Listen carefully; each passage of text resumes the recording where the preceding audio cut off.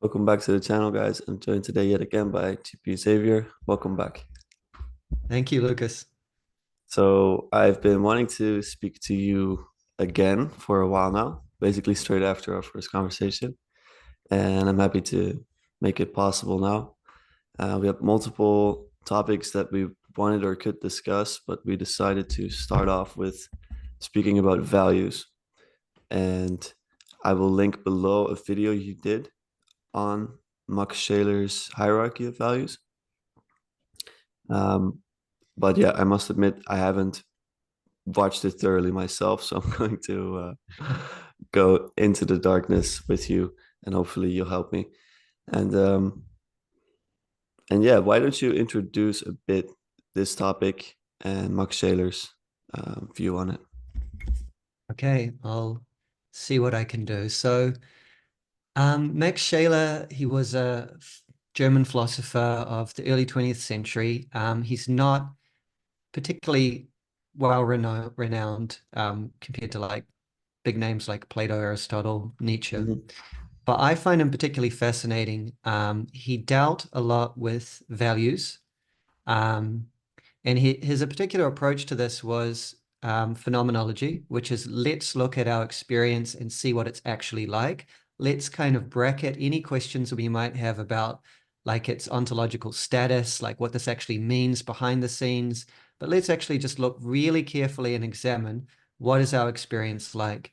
And so he kind of applied this to, in particular, morality and value in general, which I think is a really helpful approach, partly because morality, ethics can tend to be, especially in the philosophical way of dealing with it, quite abstract. Yeah, So what I mean by that is we tend to reduce it to some kind of formalization, which might be utilitarian. For instance, the greatest happiness for the greatest number. That's a yeah, kind of calculation you can make. Or it could be more kind of Kantian, which is something like the categorical imperative. Um, some kind of thing which means that if my action is rational, if I could universalize it, if everyone could do the same thing that I'm doing and without contradiction, that means it's moral. So yeah. that's Kant's way of sort of reducing ethics to rationality. And there's various other kind of approaches which I think kind of cut out what the actual experience of value is like. Because, for instance, the actual experience of value is it's not just reducible to, say, making some kind of calculation about how much happiness you're going to create for how many other people. It's sometimes that, it's partly that, but it's not the whole thing, nor is it some kind of rational thing where you're just saying, does my action contain any inherent contradiction if I applied it to everyone? Yeah. Um, it's much more diverse and much more interesting than that. So I guess that's just a long way of saying that that's why I like Shailer's approach, because he starts with the facts of experience Mm. and he looks at the whole realm of value and says, well, what does it look like? And then he kind of describes it or maps it. And what that map looks like, and this is kind of what he is famous for to the extent that he is famous, is there's a hierarchy of values. So there's a kind of structure inherent in our experience of value itself. Anyone can kind of introspect and find this structure where certain values are higher than other values. And the way that he arranges it is, very broadly speaking, is that the sensual values, there's different ways of kind of naming these different layers or levels, but at the bottom is sensual values to do with agreeableness, disagreeableness, pleasure, pain, that kind of thing. And then the next layer up is the vital or the noble values. So that's more to do with sort of vitality, excellence, courage, Nietzschean will to power as well. But above that is the spiritual values, which could also be kind of seen as the intellectual values if you're taking a less, like a more secular way of using language. The point being that these are where aesthetics is. This is where the appreciation of beauty is. this is where like morality proper is. So this is where right and wrong, values of right and wrong are found. And then this is also where what he calls the cognition of truth, the value of the cognition of truth is found. He doesn't think that truth itself is a value, but that's a sort of technicality. The cognition of truth, the kind of experience of truth is a value. So on the level of spiritual values, you have beauty, essentially, you have beauty, truth, and goodness, the three transcendentals. And then at the top, you have the value of the holy, which is an absolute value in the sense that it, in the experience of it, as you experience it, it presents itself as absolute.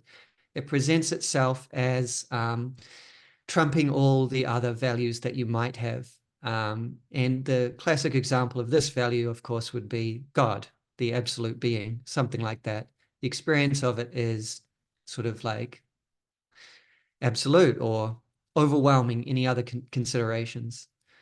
And so that's how he lays it out. And obviously he argues for why it has the structure and how it has the structure. Just a few kind of final comments about it. So Scheler sort of recognizes that different people will have different kind of orientations towards values. Like some people may live more for central values, or maybe others more for vital values. He also recognizes that it's possible for individuals and whole cultures and periods of time and history to not be aware of certain values, or not to be aware of certain sort of levels of value. And this seems like a kind of argument for relativism. It's all relative, but he kind of clarifies that just because you're not aware of something doesn't mean that it doesn't exist. And so one example of this transformation that he cites is when Jesus comes and preaches the Sermon on the Mount.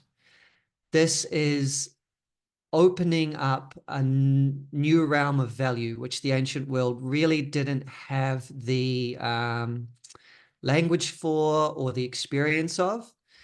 But once it was opened up, it became available, and it became much easier for people to grasp the ideas. It's not that Jesus created this. It's not that he invented it. He drew our awareness to it. And now in the modern world, of course, we kind of take it as being kind of intuitive or taken for granted. For instance, that kind of everyone is equal, or we should love, others, even if they're not of our own culture or race. Like these are just sort of like obvious values that for the ancient world were rather strange, or perhaps not, not even present. So yeah, that's kind of Scheler in a very small nutshell.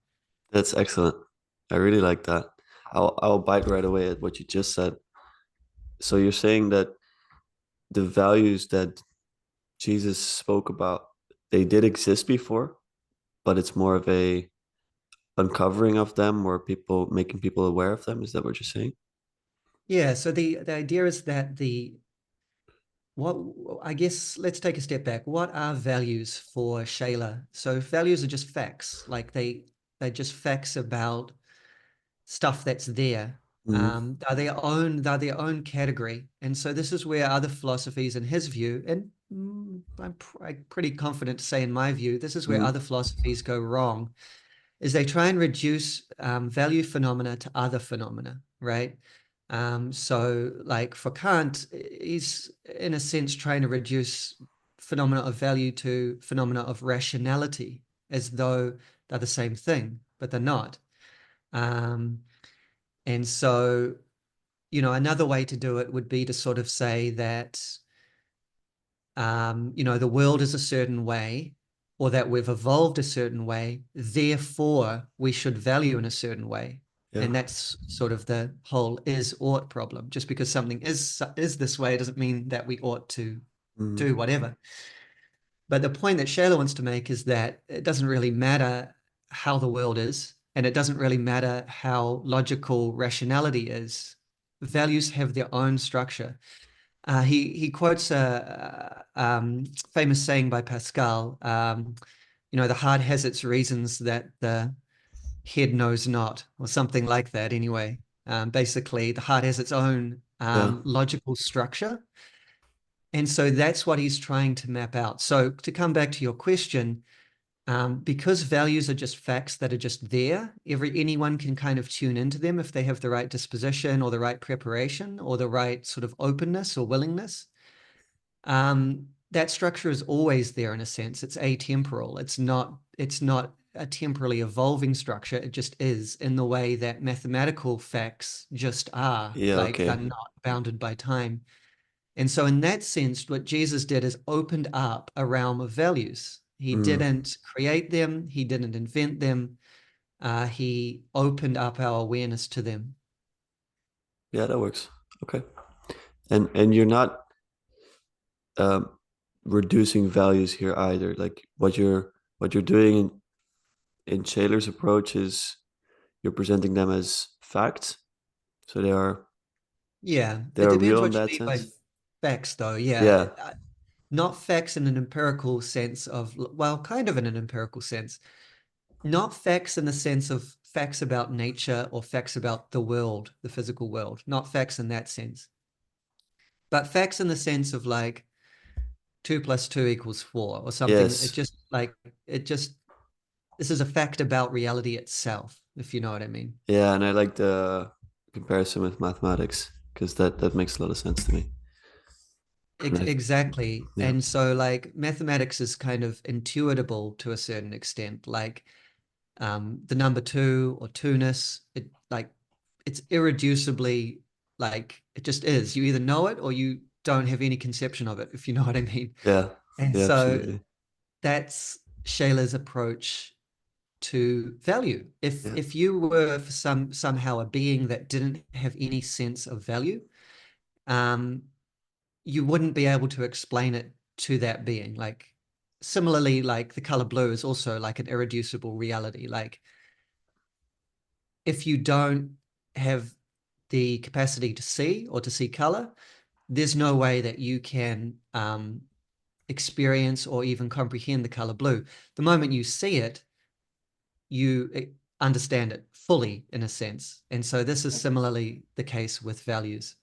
Yeah, I'm reminded of the number zero because it was not a number that was used in at least parts of antiquity. Mhm. So the Egyptians didn't even understand the number zero. To us, number zero is obvious and it helps us tremendously with Mm. so many things. But that was like a revolution discovering the number zero.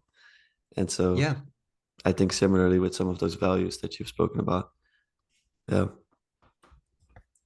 Um, I think I will put up, um, yeah, I think I just want to edit it just to put up the pyramid you have of the value and the hierarchy of values. Mhm. I'm wondering when I'm looking at the pyramid, is it then is it the same for is this framework the same for everyone? And then do they have different specifics within the absolute, the spiritual, the vital, and the sensual, or can it actually be bottom up or top down for other people? Yeah. So I guess the first thing to say would be this is like a very broad general schematic. So within each of those levels is like many, many values, many, many specific values which have a specific shade of meaning. Yeah. So like for instance, within like um, like right versus wrong, there's all these very fine shades of like rightness or moral words that you could use, like I don't know, like kindness, brutality, like, all these specific things. So that's the first thing, is that it's much more varied than that. But these are sort of the broad level schemes. Mm. Um, the second thing is that, well, is it the same for all people? Well, yes and no. So it is the same, at least in potential, for all people, because everyone can access this. And if they really introspected in a thorough and honest way, and they had the capacity to kind of access these realms of value, they would come to the same conclusions. That's Scheler's argument. I think it's a reasonably good argument, but Mm. there's other arguments that suggest that morality is more relative. But there are realms of value that, for instance, I don't really understand. Like, I mean, the holy. I haven't had much experience of the holy. Um, but someone who's had like a vision of God, for instance, Yeah. would have had a very immediate sense of what that actually means. So for me as an individual, I'm kind of limited in that sense because I haven't had much of a direct intuition of that. But that doesn't mean it doesn't exist. Yeah. And then in terms of like which way the pyramid is oriented, um, so this is kind of a separate topic, but also a very interesting one. Scheler also wrote a book, a short book called Ressentiment, which is sort of a Nietzschean term. It's the French word for resentment. So this is basically the sense of that word in the sense that Jordan Peterson uses it. So for Nietzsche, resentment motivates like ideologies, specifically ideologies that try to equalize everyone.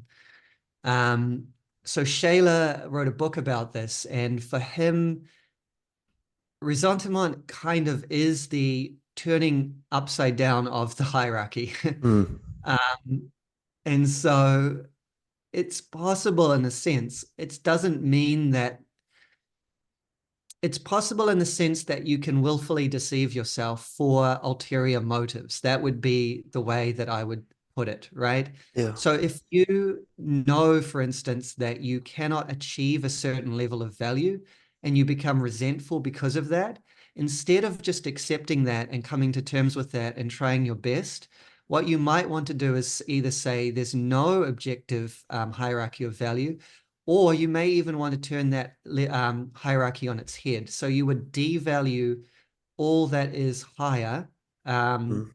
than your level, and you would, value what is lower.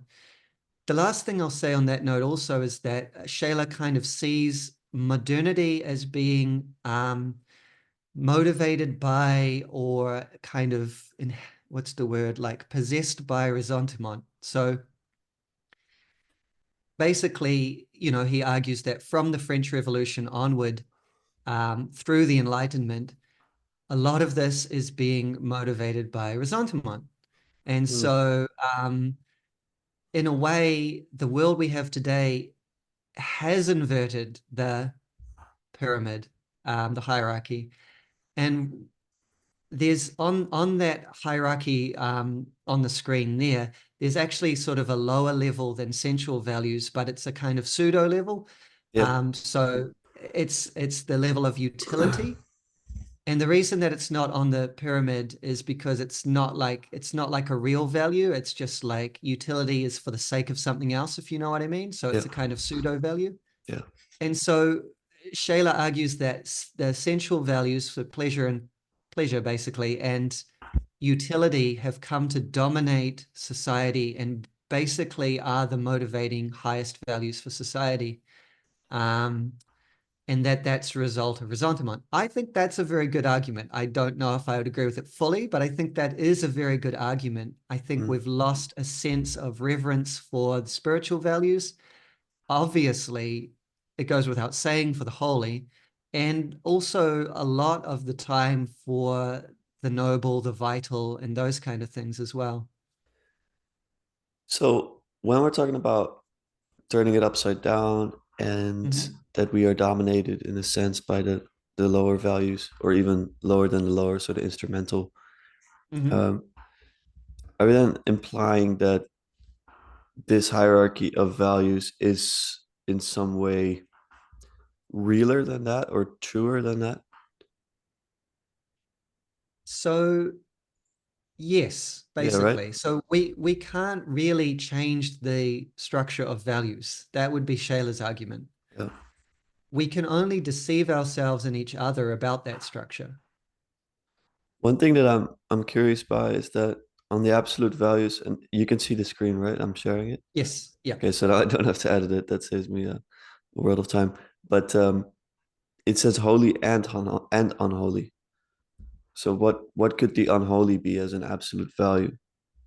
Right. Yeah. And that's so values for Scheler, and I think for us as well, but values are kind of like neutral, like a neutral term. So I guess technically the unholy is a disvalue, but it's a type of value, right? It's it's it's a phenomenon of value. Mm. So yeah, so holy versus unholy. I mean, what would an example of the unholy be? Probably the devil, like evil as a metaphysical entity. You know what I mean? Like that would be the unholy. So you could have a vision of God, you could have a experience of enlightenment or of a vision of God, of merging with God. Those would all be examples of encountering the holy. But you could also potentially, and I think a lot of people have a encounter with like the essence of evil and have an encounter with like the devil or something like that. Yeah, okay. So that's really curious to me because if we've inverted in the modern times the pyramid in some sense, you could understand that as doing something unholy, or it seems like an unholy society or some sense. But you can also have the pyramid be exactly the same, but just have, I mean, Satan on top. So what there is a difference between the two. Yes, yes. So it's about like, I guess it's about like the level. So there's positive versus negative valence, right? So that's holy versus unholy, right versus wrong, beautiful versus ugly. And then there's the level that they're on. One way to kind of maybe think about this is that what exactly is evil? What exactly is like the unholy versus the holy? I'll just stick with those terms. Mhm.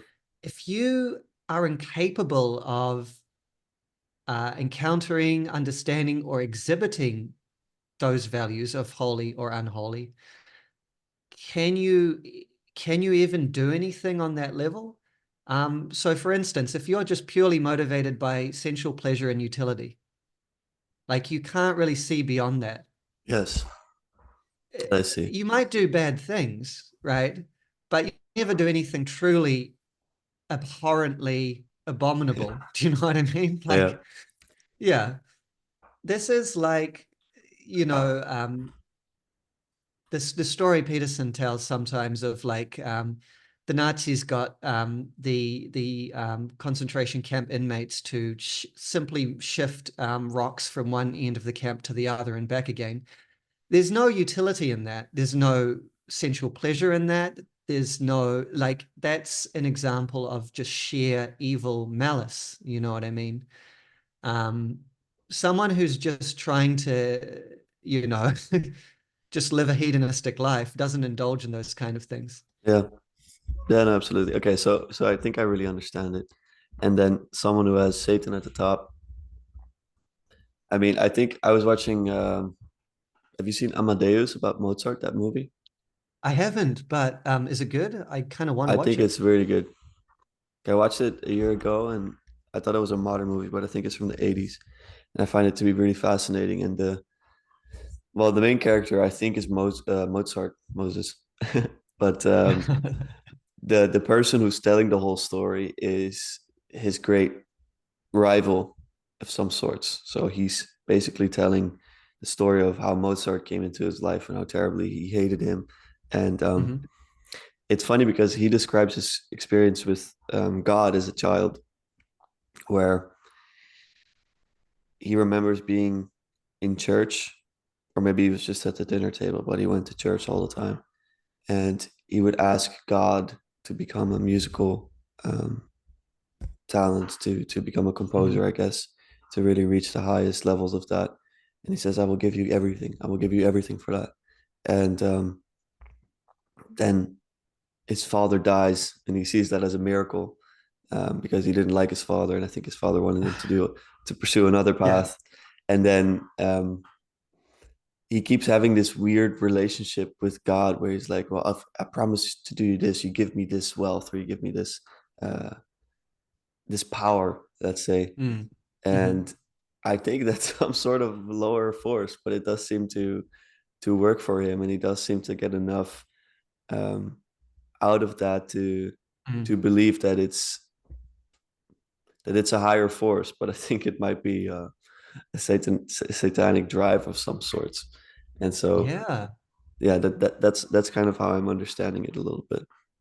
Yeah, I think that's really interesting. And I think that basically, let's call it like the principle of evil. Well, this is straying a little bit outside of Scheler, but the principle of evil kind of feeds on, it does feed on the lower motives, right? So you can start off as just being simply a kind of egoist or a hedonist and being in that sense quite harmless because it's easy to deal with hedonists as you just give them what they want, right? Yeah, But the fact is that if you go further down that path, right, then there's a way that I think, let's call it, for a want of a better term, the principle of evil or the force of evil can come in, and then you end up doing things that are above and beyond just what would satisfy you in the moment. So I think again the whole language around resentment is actually a really good way to describe this. I think this is part of Nietzsche's genius, and Scheler incorporates that insight, and Peterson kind of popularized it today. But yeah, that idea of that I'm not getting what I want. I want more, more, more. Existence itself must be at fault, right? I'm going to make it worse, not only for myself, but for everyone around me, right? And then when you go down that path, you're you're not being egoistic, you're not being hedonistic, you're making it worse. Why? Like it's irrational in a pure utilitarian sense. I would say that's where the kind of the spirit of evil comes in.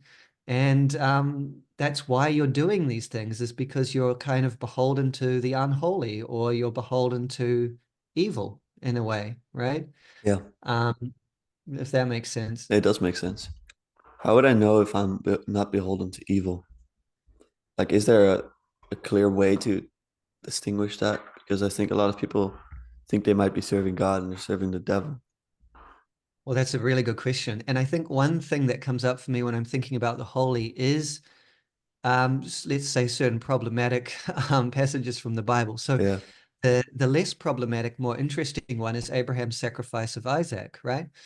Now, to me, the relationship between the biblical God and Abraham is clearly one where Abraham takes the biblical God to be holy, like the experiences that he has, the encounters that he has, and the fact that he simply obeys him regardless of the consequences. And I think that the sacrifice of Isaac, or the near sacrifice of Isaac, is the ultimate example of that, because if you experience the absolute, like, what are you going to do? Are you going to morally quibble with it? Like it's the thing that overwhelms all other yeah, considerations, right?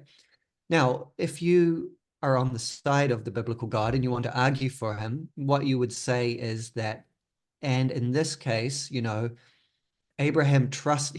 that he was good. He trusted his goodness. He didn't question. He was obedient, and everything worked out well. So, that's okay. Um, but it is ambiguous. And I think the more problematic example, which also is very much to do with the phenomenology of holiness, is in the Israelite conquest of Canaan, mm, where they're ordered to sacrifice all living creatures they come across, including humans, mm, to God. That is classic example of the phenomenology of the holy. This just sacrifice. It's a specific term, I think, hiram or harem or something like that, which basically means everything is set aside for God. It's not so much to do with the destruction or the killing aspect, but it's more to do with like the God has ordered this. This is all set aside for Him. yeah, So modern people have a lot of trouble with that.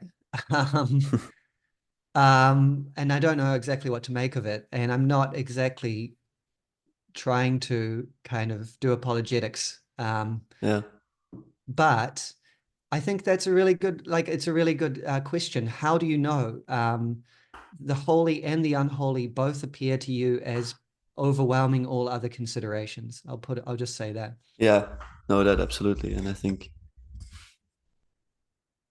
there's no obvious way to distinguish the two. So I don't know how to do it for myself. I think that what you can do is try to get feedback from people around you, and to always pray for the virtues that you know are good. Because I do think you can know that humility is good, that you can know that gratitude is good. And I think once you really start straying from the path, it becomes very obvious. But I think that the tricky thing with, yeah, the devil, and I think that might put people off, but evil is that it can sometimes be so extremely similar. Like there's a there's a show, I think it might be in the US as well. I don't know about Australia or New Zealand, but in the Netherlands it's been very popular, where it's this game show, and there's this group of, I don't know, usually it's famous people from the country, and they go to a different country, and you have to do these tasks basically as a group. You have to do these group Mhm. problems, and it can be whatever. Like it can be around a city, or it can be in nature, where they just have to solve these things. And um, yeah, or it can be a physical task, or it could be more of a Mhm. mind thing. And anyway, there's one person in the group who's always sabotaging, and he or she has been picked out before the game starts to sabotage the game. And then at the Mhm. end of every episode, everyone has to guess with the number who they think is most likely to be the person sabotaging the thing. And what's fun about this show is that it will take most people the entire show, um, and then the reveal to actually figure out who is sabotaging the game, because Mhm. it's so not obvious that whoever is basically destroying um, what That's everyone is working out. And it's similar to psychopaths. It's like they can yeah. seem super genuine in what they do, and I think to extrapolate that, I think a similar thing can be true with the devil and God, to use that language. um, it can be That super super similar. Go ahead. I was just going to say that show, as an aside, that show sounds really Girardian in a way because it implies that there's always someone sabotaging. If we could just find the one person that's Yes. sabotaging, Yeah, like I yeah, feel like yeah. it's got this You hidden sacrifice message for them. us. Yeah, exactly. That's funny. And then you see that they do the false scapegoat all the time, because they. Mm, mm, But the person that's the thing, that the person who gets sent off is the one who has the most incorrect answer. So I guess mm. it's not a voting off of. Of But the yeah, actual saboteur. whereas Yeah. it's funny because I grew up with this show and then another show that we grew up watching as a family, and the other show is exactly that, where they go to a remote island, Hmm. and it's also they're working out. Um, they're doing these challenges, and it's teams against teams, but every Hmm. team sends home a person. Let's say the Hmm. losing team, oh, that's so funny actually, the losing team sends home a person after the end of the, I don't Hmm. know, the challenges or whatever, so they sacrifice someone. And then Yeah. Yeah. the group coheres once more. Oh, that's funny. Yeah.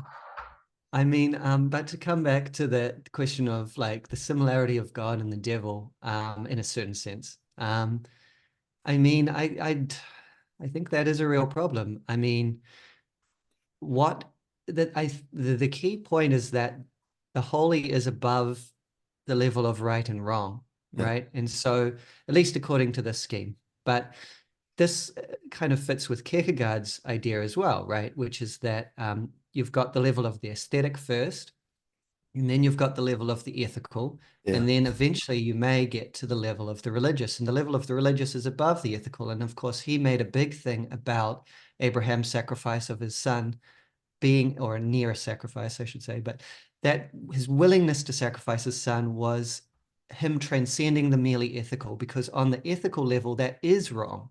Like, like we don't need to do mental gymnastics in order to try and make it right. On the level of morality, it was wrong. What justified it was that God ordered it. That would be consistent with the hierarchy, I think, yeah. is that the holy does trump the level of morality.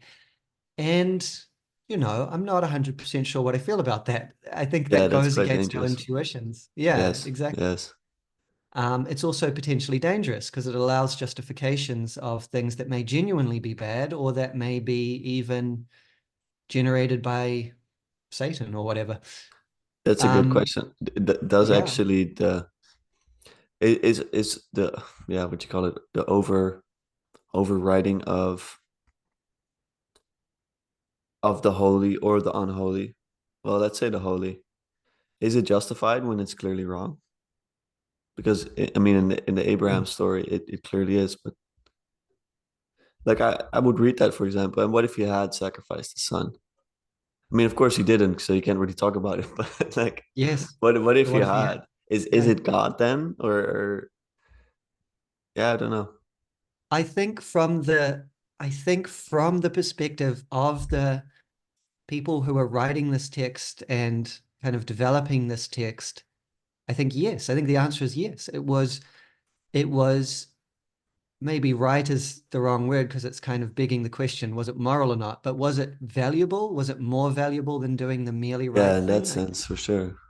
I think, yeah, absolutely it was. But I think the problem comes in when because I think the same thing can be applied to the conquest of Canaan. Like, I think Mm, those acts were clearly viewed as being the most valuable thing because the absolute being ordered it. Um, and so, in a way, instead of just saying the obvious thing, which is that these things are morally problematic, I'll try and steelman them a little bit. yes, please. Um, or at least I'll try and steelman the sense that the holy is higher than the moral. Yes. Existence itself is not moral. Now, a Christian might have a problem with that because God himself ultimately is moral, right? Or at least something like that. But to all appearances, existence, reality is fundamentally morally ambivalent. I think that the closest a secular person can get to an experience of the holy, and this includes myself, is kind of contemplating just the mere fact of existence itself. The fact that anything is, the universe, maybe, thinking about the size of the universe, the vastness of it, the Yeah. power and energy of it, the fact that it's expanding at this incredibly fast rate. Like these are things I think that get us close to the sense of the holy. But what they get us close to isn't a moral reality. It's a transmoral reality or an amoral reality. It's the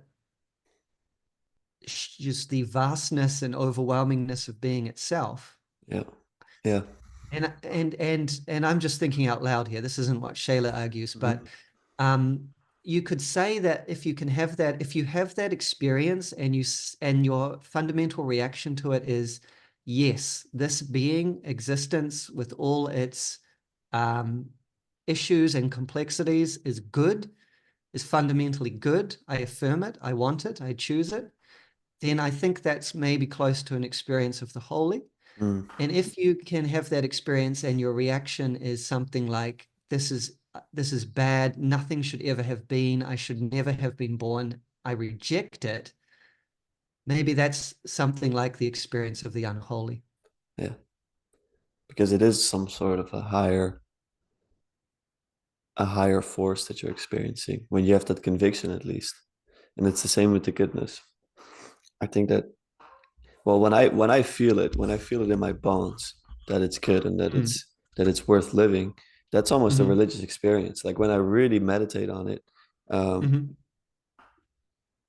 yeah, it lifts me up. Like it feels transcendental. But I can imagine Yes. that the opposite holds true as well. Like when you're talking about school shooters, for example, Oh, absolutely. they are absolutely beholden to something.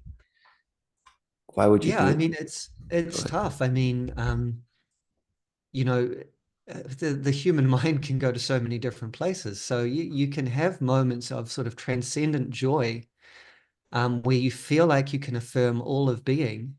And then you can have moments where you've got maybe a lot of suffering in your life where you feel like being is just a horrible mistake. Yeah, um, yeah, that that is kind of part of being human. I guess the question is, what do you do with that? I have one more question about also the values and the holy specifically. So Hmm. we keep talking about the experience of the holy, and I think a lot of people don't have that, Mm. but they still want to. They like, for example, people propositionally appreciate God, especially Hmm. nowadays. Like, there's a big movement of like modern conservatives that maybe grew up atheists, but they really like, oh, I Hmm. really understand this God thing, and I can see how it helps Hmm. people. Um, but they don't have that experience. Is there a way in which you can still, yeah, so not experience it, but still have that hierarchy there, even though you've got no experience possibly of it. You have some conception of it, but it's really far from you. Um, yeah, what would you say to that? I mean, that's a really good question. And that's a question that I'm thinking about too, because I don't know to what extent that I've had an experience of the holy. I guess Yeah, it depends what you were willing to include as the holy. What I could be doing is just including some spiritual values as the holy. For instance, when I'm talking about the scale of the universe, or it's just sense of just being there, maybe that's just some kind of aesthetic contemplation. Maybe that's the cognition of truth that I'm talking about. Um, what actually is the holy? Um, I would probably tend towards the more cautious side of things and say that the holy is that which is embedded in religious experience, like visions of God, experiences of enlightenment, oneness, um, those kind of things. Um, yeah, that would be my kind of safe answer, because I think that we have a tendency nowadays to sort of think that, and this is part of what I was talking about before, like everyone should have access to all the values, but it may just be that that's not the way things are. yeah. So it may be that people can go through their whole lives without having a sense of the holy or an encounter with the holy, or only a vague and background sense. Um, and maybe that's just the way things are. But can they then still access the same hierarchy of values? Can they still have the holy as an absolute value? I think so. I think that you can intuit the presence of values that you haven't had a full immediate experience of. Yeah. Because how to talk about this? I guess it's in the definition of the holy that it has a certain relationship with other values.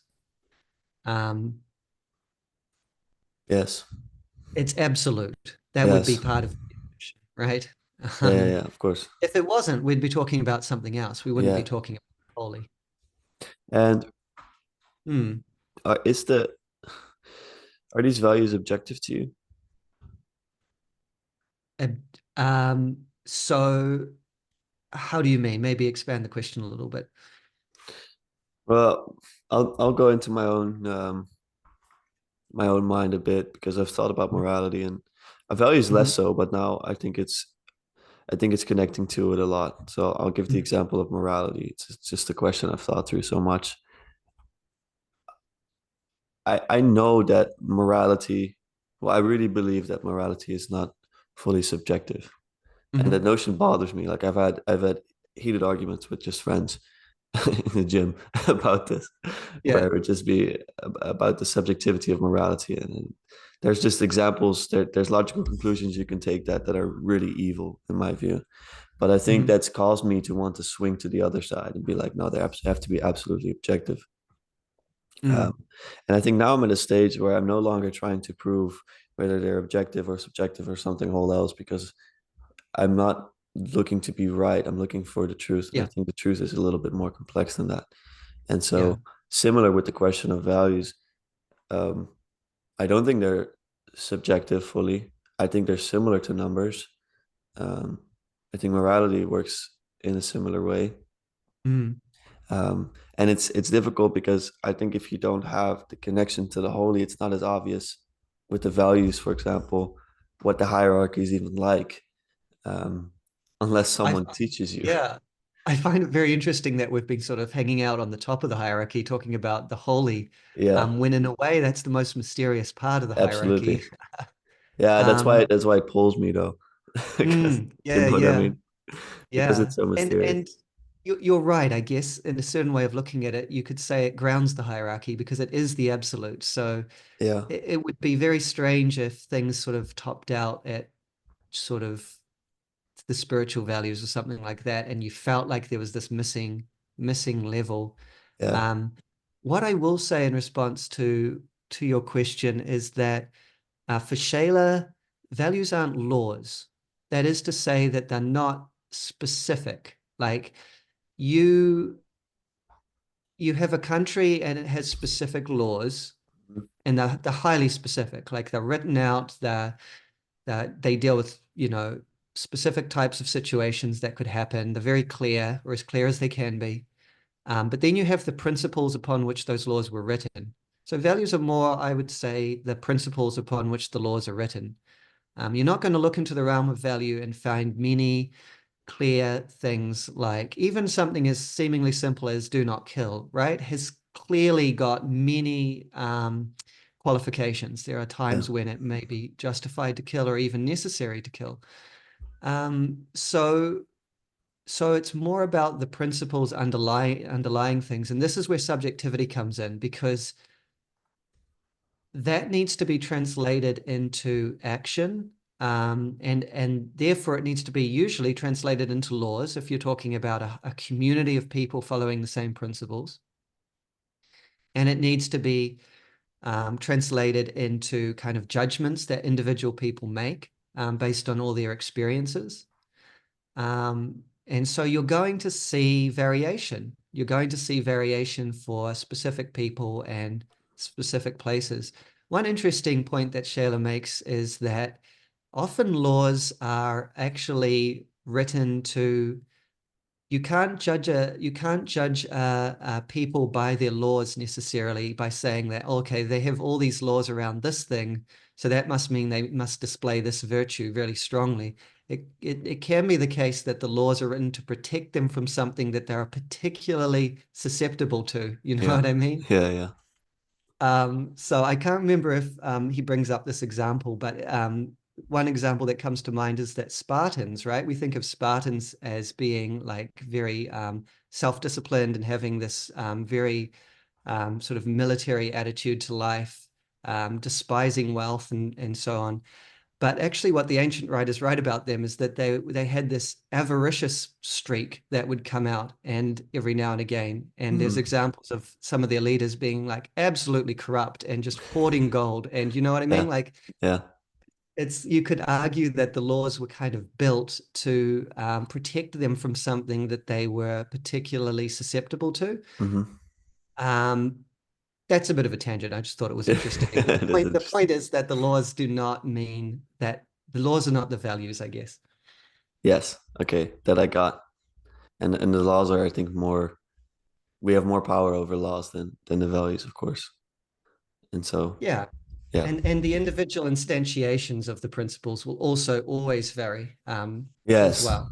Yes. Yeah. Okay. And then individual instantiations are what cause a lot of people to consider the subjectivity of values, Yeah. morality, let's say. Um, like they'll use arguments Exactly. like this is different there, so it's pretty much ambiguous, or but we're saying that it's not. Well, that's certainly what Shayla's saying. I'm very cautious to make absolute statements on things, I think. I That's can wise. see the arguments for it. One thing I'm pretty confident about is this. We can't talk meaningfully about human affairs without using value-laden language. It's just impossible. Like it's just Mm. not, you can't even begin to have a discussion. Um, and so in that sense, it's just necessary. Like there's just these basic phenomena that are just necessary um, to talk about. Because like even if you try and be a relativist, your language is shot through with value anyway. Like Yeah. every word is tinged with value and derives its meaning from value. And secondly, you're also actually existing in within certain values as well. Like the classic example, I don't know if this is classic or not, but the common example would be, someone arguing for complete relativism but they have like a strongly, strongly held set of values that they believe everyone should follow that centers on diversity and so on Yeah. and so forth, right? Like Yeah. they have their value structure and they believe that it's objective, but they're also making this argument of complete relativism. Yeah. It's a performative contradiction. Yeah. Especially when we're talking about human rights, or these things that are not obviously universal, Exactly, but we treat precisely. them as Yeah. such. Hmm. Okay, where did I want to go from here? I just had a thought. I just completely lost it, I think. Um, holy, unholy, right and wrong, subjective. Oh yeah, quality. No, Mm. values. Yeah, we're talking about value, and it reminded me of quality because I don't know if you're familiar with Robert Pirsig's work. He I wrote, read Zen in the Zen in the Art of yes, Motorcycle. It was Seven a Yards of long time ago. Motorcycle, and Yeah. he also wrote Lila. I haven't As read a, that one yet, but I quite like it actually. I read that first, but it's a sequel to it, so it's kind of oh, stupid to okay. read. But it's much less popular. But it goes Yes. deeply into this question of um, quality, and he conceptualizes the metaphysics of quality. Where Hmm. the whole thing about these books is that I think what he figured out is that we cannot really understand the whole world through a subject object lens. Like it seems to be extremely limited, that view, and it seems to not apply to a lot of situations. Hmm. And so our whole discussion and a lot of the questions that pop into my mind about the reality of these values are framed within that framework. And Hmm. so I think I might be reducing things when I'm just using that language. Um, Subject object, Aristotelian metaphysics, there are a specific type of map that we can use to understand certain things, and it's extremely useful. But I Hmm. think when it comes to values or to morality, we need something else. And Pirsig conceptualizes the metaphysics of quality, Hmm. um, where you have dynamic and static quality, for example. And I Hmm. think with that framework, you can understand a lot of things about reality. I don't know if everything, but Mm. and I don't know if that's the right framework to use here. But I'm looking for another way to understand it, and I'm not sure how to. Um, And with quality, because it's been a long time since I've read the books, but would I be right in saying that quality is basically it's basically a value-based term? Like I it's not like it's how would you describe quality? How would you define it? Well, that's the funny thing. It's a part of the book where it's like try to describe quality. I really think that's Mm. like I think that's like a part of the book, but people can correct me if I'm wrong. But there will be a I think he's a teacher at some point, the main character in a school, and he asks the kids to write about quality. What is it exactly? And he figures out Mhm. that no one is able to do that. Um, so that's I think that's part of the reason why he centers his work around that is because it's not reducible or Mm. you cannot really yeah you cannot really grasp it as much. Could you describe it as that which orients you? Is that the sense that he's talking about it? You're seeking something in whatever you do, right? That Yes, that orients you and directs you. i I think it might be it's an attractive idea to me, but I'm not sure because same with me, I think I haven't touched it in a bit, these Mm. ideas, and they're not as integrated with me. But I've been trying to talk actually to Sevilla King, who, well, I don't know if she's a specialist on Robert Pirsig's work, but her whole YouTube channel and all of her work is centered around um, that. So it's called Equality Existence. So I would Yes, actually be yes. excited to speak more about that with Yeah, her. maybe I should talk to her too. I've come Yeah, across the channel. I haven't watched too much of it, but it yeah. does look very interesting. Um, Let, on the let, note of let's quality, yeah, yeah. sorry, go ahead. Well, I'm willing to run with that. So let's say we assume that's what quality is. Yeah. How would that tie into this discussion? Yeah, so the link I was seeing is just that, existence is irreducibly value laden. That's kind of the point that I was getting to. it's not, I think that Vervaeke's essentially made this point in different ways a lot as well. Like you can't just take value out of the equation and it's as though you're like left with the physical world or something like that as the remainder. And you can just look at the physical world and look at facts. It's like value is just part of being. If you're doing science, you're using value to guide you. You're Yeah. using value to see through. Like if you take away value from the experience of being, you take away being. Like you won't be left with anything. It's kind of hard to express in words what I'm getting at, but I Mm. think you get what I'm saying, right? Yeah. Like everything we do is value based, Yeah, I really and understand it. yeah, absolutely everything. So there's a unity between value and being at the fundamental level, at least as far as we're concerned, right? Yeah. There's no way to separate them.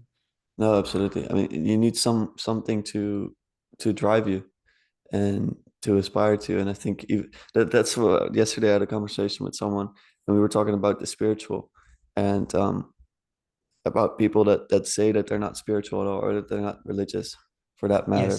And of course there's trouble with what you mean by religious and this and that. And of course in some conception, I wouldn't want to call myself that. But in another way I really would. And I Yes. thank Vervaeke for that. But it's this idea that everyone is driven by spirits of some sorts. Yes. Everyone.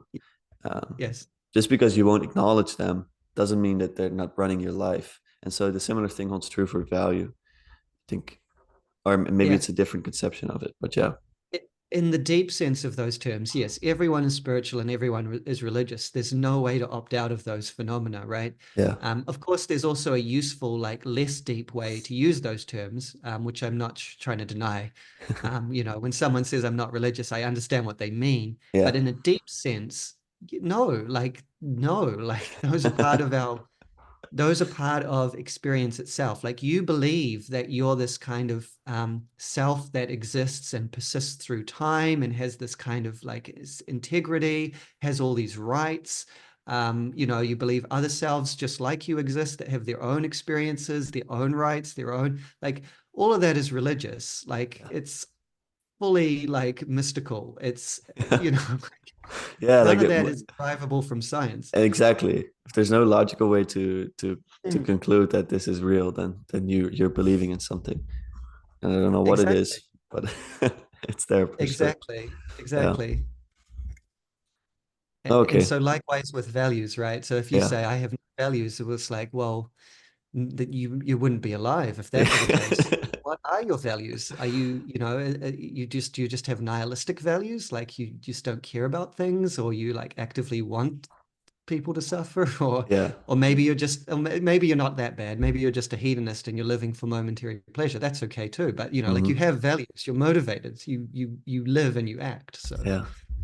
yeah. So let's do something we haven't done yet is go down a bit into the spiritual values or perhaps the vital values. I'm not sure Okay, if cool. I've understood fully the vital values. So when we're talking about the noble, for example, Hmm. how does that manifest itself? This is really interesting, and this is one of my favorite things about Scheler. He tries to integrate. This is something I'm hopefully going to make some future videos on. Mm. Scheler really wrestles with and tries to integrate Nietzsche and Christianity together. And in this hierarchy, partly I would say is an expression of that. Um, because the vital values, I would say, are things that were held as being valuable by the ancient world, the ancient Greeks and Romans, certainly through the medieval period and things like knight, the culture of knights and so forth. Yeah. Um, and also found expression in Nietzsche's work as the will to power. Um, and so the idea is basically that life wants to expand, life wants to what does it want to do? It wants to expand. It wants to overcome itself. It wants to test itself. It wants to, develop itself. It Mm. wants to be the best specimen of its type as it possibly can be. So this is the Greek worship of the body. This is the Greek worship of athletic achievement in warfare.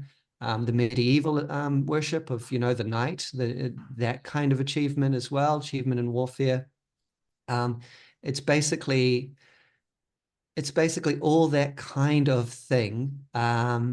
Excellence, but in a more like vital physical sense. And the key thing is that it's over and it's above the values of the sensual. So when it's to do with the body, it's not to do with the body in the sense of pleasing the body. Yeah. Very often, what the noble will involve is discipline of the body, subjection of the body, pain towards the body. But in a sense, it's for the body. It's for the greater kind of Yes. grandeur of the body. Yeah. Um, and so that's why it is above that level. Now, the reason I said I'm really fascinated about this, apart from just the fact that it's an attempt um, to kind of deal with both Nietzsche and Christianity, is because I think that as a culture in general, we've lost sight of the vital values. Like that level as a distinct level kind of has dropped out. It's like and Max Scheler makes this argument that basically the Enlightenment did this. It reduced everything to being mind or like pure physical matter, if you know what I I mean, see. the Yes. intellectual or the physical. And so what drops out is this middle level of the vital, the life force. Why does it drop out because of that? Because there's no language to sort of talk, partly because there's no language to talk about it, right? Yeah. So um, if you look at the world through that particular lens, which is, let's say, I don't know what to call it, let's call it an enlightenment lens or a materialistic lens.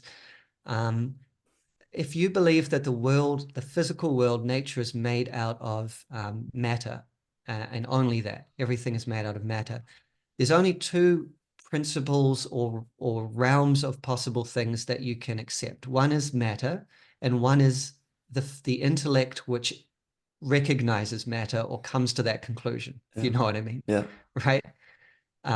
There's nothing in between. And so that I think that's why people kind of lost that. One of the reasons. Yeah. It's also why they lost the sense of, all the intricacies of like ethical feeling and so forth, which is another argument that Scheler makes, and which is why he's kind of putting this model forward. The very reasons of the heart that the mind knows nothing of, like that's the realm that became reduced to either the mind or the body, right? Yes. That ethics is either a matter of thinking or ethics is just a matter of like physiology. Yeah, yeah. No, I'm seeing exactly what you're saying actually. It's so the heart then becomes like this irrational type of, type, Yes, yeah, it gets made fun of a lot because of that, because it's reduced down to it. it's Um, either reduced up to the mind or down to the body, yeah. and therefore it has no place. It doesn't fit. But in more ancient ways of thinking about things, it not only had a place, but it was more the center, was Yes, was that's more true. heart. Yeah, Yeah, yeah. no, I think the Egyptians understood that like as well. Like they didn't even think so much about the brain. They didn't care so much about it. They took it out, mummification even, but the heart was Mm, extremely important. yes. Yeah, It was one of the most yeah, important bits. yeah. And does it not collapse the spiritual values then, the enlightenment? It's just a vital? So how do you mean? Well, you're saying that the what the enlightenment does, it reduces things to the mind and to the body, and it partially because of that gets rid of the vital values. Mhm. Does it only get rid of the vital values? Does it still uphold the spiritual and the absolute? Yeah, I think that it has a place for some of the spiritual values, Yeah. spiritual being in the sense of intellectual. For instance, like there's like you could be a complete physicalist, a materialist. I don't like beating up on materialists. So I'm not using that word like particularly derogatorily, but you could be a complete materialist, but you have this inexplicable sense that the value of truth is overwhelming. Like, like the pursuit of truth, continually finding out how the world is physical, what its laws are, like why do you have this motivation and why do you have this value and why is it important? You can't explain it in physical terms. Yeah. Um, and so I think that they do. I think that the modern Enlightenment worldview does allow for the intellectual values, but only maybe probably things like the cognition of truth would definitely Yeah. be one that it allows for. Yeah. Oh no. Okay, I got you. And I But want, aesthetics, ethics, that's something that's a bit more ambiguous, I think. yeah, yeah, I agree with you. But it's still something, even though you have that enlightenment update of some sorts, it's inescapable, especially Of beauty, you course know? it's yeah, of course it's inescapable. If like you can't you can't be a physicalist. Like you can have a physicalist worldview to a certain extent, but you can't be a physicalist. Like there is a contradiction there. You know what I mean? Like you're not you're there's no way for you to see the world or experience the world in which there's only matter, because there's always going to be this thing which is your mind. There's always Yeah, going to be this thing which is consciousness. You yeah. can't get rid of like No, for sure. that's one view I'm pretty absolute about. I don't see any way around that. Mm. I will say one thing about Mm. I think there's a difference between the physicalism and the materialism. And I'm not sure exactly. I'm trying to figure out what it is, but I know Vervaeke, for example, is a I think he's a He's a non-reductive. naturalist. Sorry. He's a naturalist, right? He use that term about himself? Well, he's done this series with Greg Enrique called Transcendent Mm. Naturalism, but I Hmm. think, and people can correct me if I'm wrong, that he's described himself as well as a non-reductive physicalist, and Ah, okay. he very seriously distinguishes between physicalism and materialism. Um, Hmm. and I'm trying to, yeah, okay. So physicalism encompasses matter, but also energy, physical laws, space, time, structure, physical processes, information, state, and forces, among other things. So I think it does um, get in a Yeah. bit more before we uh, equate the two. So I'm talking about the reductive, Yes, what was it? Re- Reductive reduct. materialist. Yes, exactly. Yeah. Which, to be honest, there's probably not too many people that are like No, 100% well, the reductive. thing is, in our Yeah. software, we are. I am. Yeah. Do you know what Yeah. I mean? Like, I can say I'm not a materialist because I really think materialism is, in Bernardo Kastrup's language, baloney. But Mm. we are still brought up in that. Mm. Like, our basically most of the content that I've consumed from a young age is materialist. And Mm. so it's still deeply embedded inside of me and my thinking, sadly. I'm Hmm. trying to get it out. Um, It's really funny, isn't it? Like I know what you mean. yeah, But it's so like it really just is a popular worldview. It's not a particularly scientifically or philosophically rigorous one. Serious scientists don't tend to hold it. no, Especially in physics, I've read like yeah. most physicists have some kind of strange ontology that. So it is kind of funny that it's the dominant one. Yeah, yeah, I think, yeah, sorry, but go no, go ahead. ahead. You can go. I was just going to think out loud about Vervaeke's position, because I have a lot of respect for Vervaeke's position, that sort of non-reductive physicalism, or what he calls naturalism. Yeah.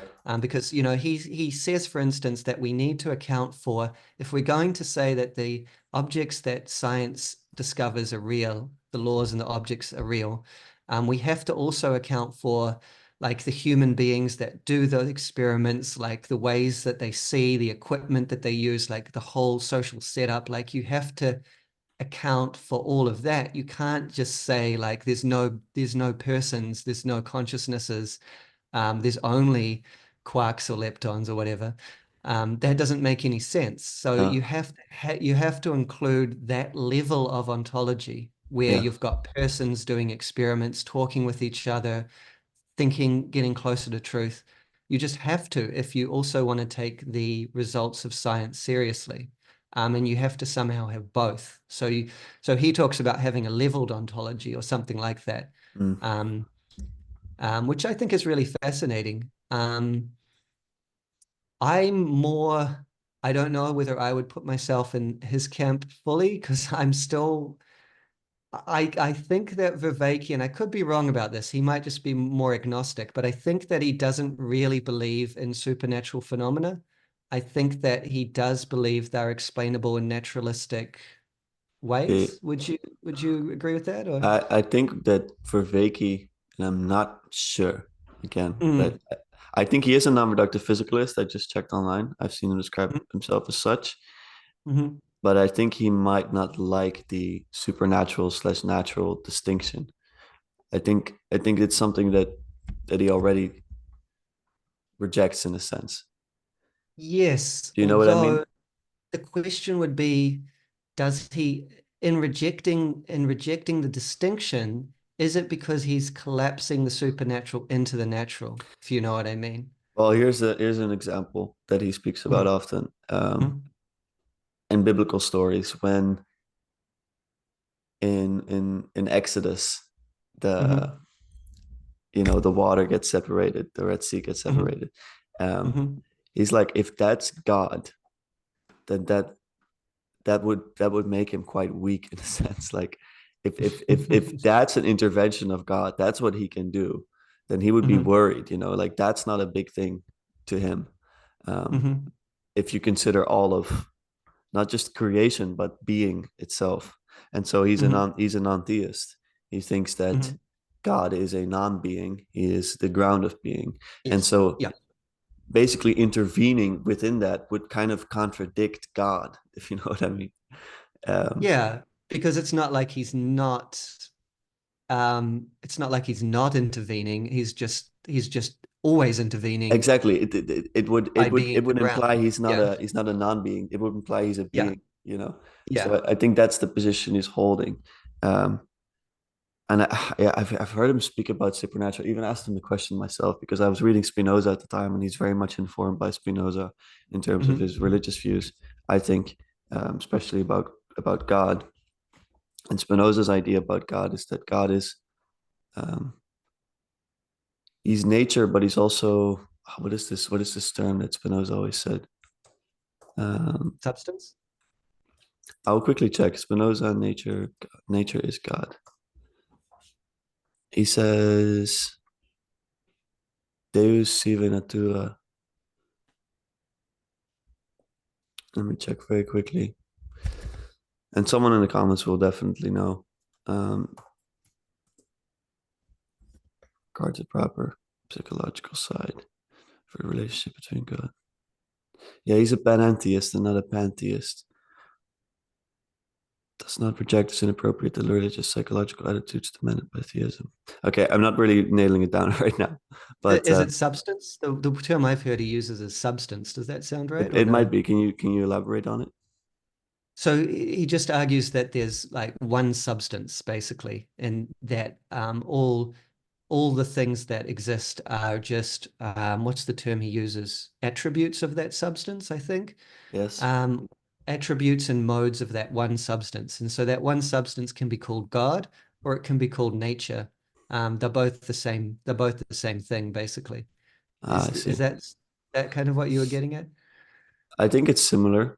I think the term that gets used when describing Spinoza, and I think that may be Vervaeke, but Mm, I've not heard himself call this. Is not pantheism, but panentheism, and that's some idea that the divine and the universe, so the nature and God, they're mm. similar, but they're not the same. There's an Right. Yeah. ontological distinction between them. Yeah, so You there's different understand? interpretations of Spinoza. So yeah, people have interpreted him as just a pantheist, which is Yes. kind of what I was presenting, which is maybe the more common one, where God is nature is an equation, like the same. But yeah, there is that other maybe deeper way of interpreting him, which is that um, so how does he talk about it? I think he says something like matter and mind are just two attributes of God, but God has infinite attributes, right? Yes. Yeah. Exactly. So in that sense, God transcends everything we know, basically. So he's not just the physical universe. Yeah. And that would be panentheism. Yeah. Yeah. Exactly. And I mean, there's some sense in which even the Egyptians had some idea about this, where they were like, in the primal God was in some sense beyond creation, and he had to Yes. be for them, It's like it's funny that we've come to this topic because this was one thing we were thinking of talking about. yeah, It's fascinating that so many different cultures kind of come to the same idea.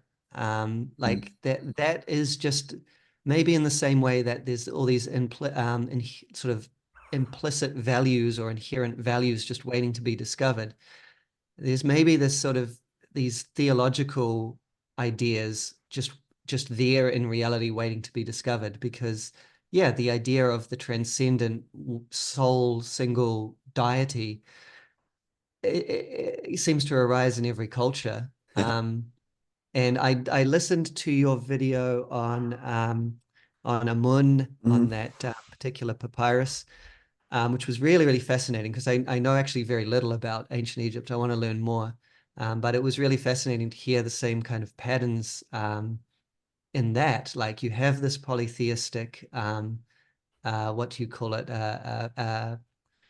What's a group of gods called? A pantheon. You have Uh-huh. this polytheistic pantheon. Yeah. And then what inevitably seems to happen is that one of the gods gets elevated to the supreme position, and then Mm. that supreme position comes to look like transcendent, like, Yeah. like a panentheistic thing. You Yeah, had a exactly.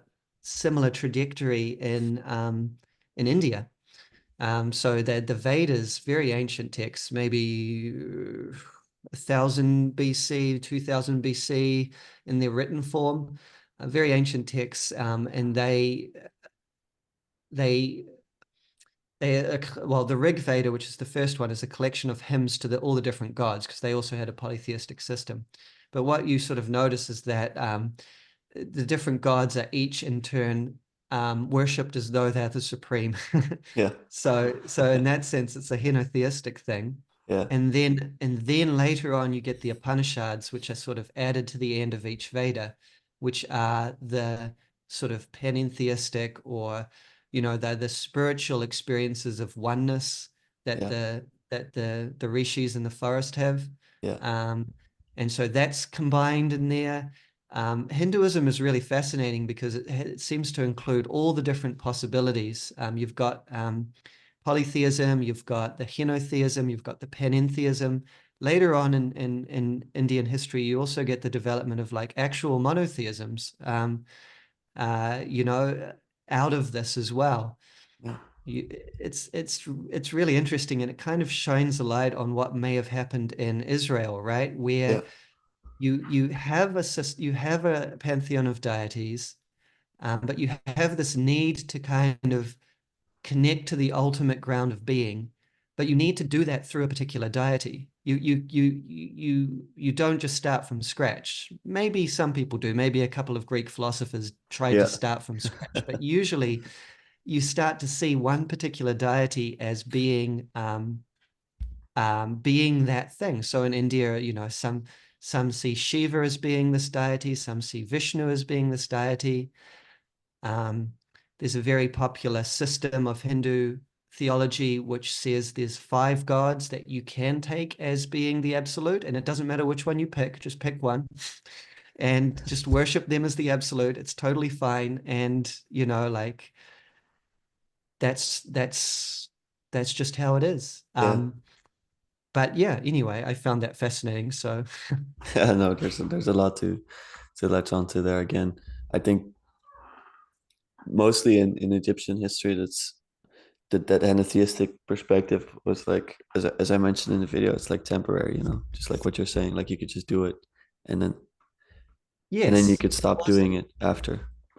it wasn't necessarily a contradiction to sort of worship one God as supreme and then worship another God as supreme. Yeah. What was also fascinating is the whole Akhenaten interlude, right? Yeah. That's another example of like history repeating itself or Yeah. manifesting itself in a different place.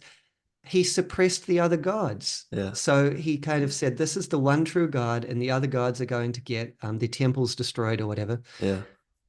But the same thing happened in Israel later on. Yeah. Presumably, there wasn't a connection between the two. Maybe there was some kind of strange connection, but I think it probably organically arose in Israel, Yeah. ancient Israel, Yeah. and it followed the same trajectory. If you've got the one supreme being, how can you tolerate other gods? Yeah. Yeah. Yeah, okay, especially the worship of other gods, because it's in some ways, yeah, this idolatry that you then start to conceptualize. It's like if you don't worship that God, then there's something wrong. But I don't struggle so much um with there just being a hierarchy. I think that makes sense to me. But maybe Mm. you know how in the Bible we have angels. Hmm.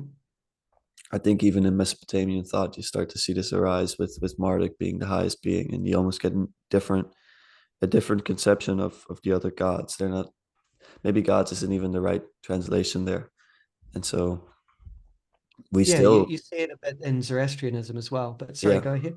yeah, no, but exactly that. It's that there's a hierarchy to beings. Um, so Hmm. it's not an idea that it's just God and us. There's a lot Hmm. in between. Hmm. I think people that have had their fair share of spiritual or mystical experiences will affirm that there's a lot in between, and a lot of them got names, and so I mean, yes, yeah. But we're kind of jumping around a bit, which is actually really fun, but yeah, don't know how it is for you, but yeah, it's good. this kind of brings me back to the previous point we were talking about the supernatural. What is the nature of these beings? Mm. Are they archetypal in the Jungian sense?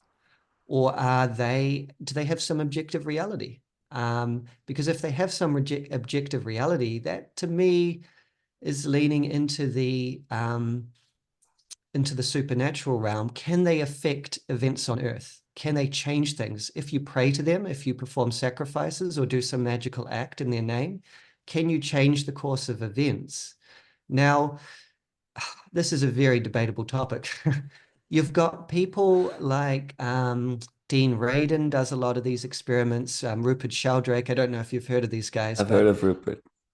yeah, Rupert Sheldrake, controversial figure, but I think he's a pretty decent guy. Like he Uh-huh. genuinely seeks the truth. He's, Mm. not just making stuff up. But there's a lot of experiments people have done around the supernatural or psi, I guess. Supernatural is a loaded term. Things like one fun example is, having a room full of people focusing on a certain number while a random number generator is operating, and then finding out that the number in question comes up at a statistically improbable rate, right? Yes, yes, So yeah, there's little things that suggest something's going on in the scientific realm, but nothing decisive. And then if you just look at history and look at people's beliefs and experiences, and I would say individual experiences too, I would say that maybe most people, the majority of people you ask, if you can get them to be this honest, would probably say they've had some kind of unexplainable, shocking thing happen in their lives, which could be described as supernatural. yeah. Um, so what's going on there? Like, can it all be naturally described, or is there actually other stuff out there? I tend to think the latter. I'm willing to be proven wrong, but I tend to think there's more going on. What do you think? Well, one thing that I think people often mistake is that when something is not able to be explained, it doesn't mean that um, it's not real, or that it's not, just because something doesn't fit your theory doesn't mean that it's not right. It might just mean that Mhm. your theory is wrong.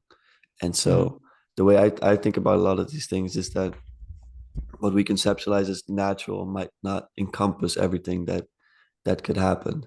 Um, does that make them supernatural in a sense because they Mm. transcend the theory of what is natural? But I think we might just need to update what can happen, and that's one Yeah. view of it, if you know what I mean. But And I think that's a really good point. That would be one way to approach it, would be to say, okay, maybe these things happen, but if they happen, there's a logic behind them, right? They yeah, well, they yes, are not, a logic, but yeah. maybe it's a different logic. You know what I Yeah, mean? maybe it's a different logic. Yeah, Yeah, yeah, precisely. yeah, Are they therefore natural? Then maybe you'd just expand your definition of natural so that that also yes. includes. Um, so that would be one approach. Yeah. Sorry. Did I cut you off? Were you going to No, say not really, say? not really. It's I'm just thinking a bit about again the supernatural and the natural distinction, Mm, hmm. because I know that some people worry about that. I think there's some dangers to it for sure. Um, Mm, like to throw things into the supernatural is to basically make them also inaccessible in a sense, or to yeah to make them into some sort of fairy tale, and it's in a reductive sense because actually I love fairy tales and yeah, myths yeah. for that matter. I don't use the word Yes. myth in a reductive manner, and I'm also Yes. trying to not reduce um, what can be described as supernatural events. But I think often it's similar with the question of intuition or tapping into a type of cognition that sees things that the conscious mind cannot. When the unconscious Mm, mind picks up on things, sometimes we're able to do things that we don't even know we're able to do. Um, mm-hmm, this implicit type of intelligence, and mm-hmm, in ancient times or in modern times, still you can interpret that as being a mentalist of some sorts or someone that's like has supernatural powers. mm-hmm, But I think sometimes it is, and I'm not reducing here, but it's something that is able to be explained by being able to tap into patterns. To say it a bit abstractly, but I think you know what I'm trying to say. You're mm, able to tap into something within reality that a lot of people are not able to tap into, and I think shamans are similar in that. They're mm, they're seeing things that we're not able to see, and that doesn't mean that the invisible to us is not real. I think it's just mm. that we're not geared toward understanding it. Um, Yeah, I would tend to agree. But then the question is like, what is the nature of that which they are seeing? yeah. Um, and in what sense is it out there, independent of minds, and in what sense is it just in the mind? So I think that would be the key question between like a naturalist worldview and one that um, but this is tricky because it's partly semantics, right? Because if there's a logic, like we say, if there's a logic behind supernatural phenomena, then effectively you could just say that they're natural. So let's say that human beings in a room, all thinking the same number, can influence the random number generator. Yeah. Well, if you can do that consistently, there's obviously some sort of phenomenon going on. There's some sort of law, there's some sort of thing that you can describe. There's some sort of way it works in reality, right? So that would just be expanding your conception of what nature is, I suppose. Yeah. Um, but anyway, this is a little And bit off topic, I I, I, guess. I really Yeah. want to continue this though. But I'm gonna have to go. My wife's gonna go to work in a bit, but I think we should extend the Okay, yes. conversation. And yeah, I'd love to riff more on this, and perhaps we can we can get another topic in there, but I'm sure we will. So, Okay. but it's been Okay. it's been really Fantastic. nice to speak again. So yeah, if you're willing to continue the conversation, I'm happy to do that. Um, and Yep, we'll stay in absolutely. contact. Yep. Do you mean as a second video or like a Yeah, it's the second second one. part of the Like same? we can just Okay. I will Yeah. just upload this. I'm uploading it next week. Um, but then we Hmm. can just talk again and we'll do a part two Okay. to it. Sounds good. Sounds good. Also, It's thank you been so much lovely. for talking Thank you, today. Thank Lucas. you. Thank you so much.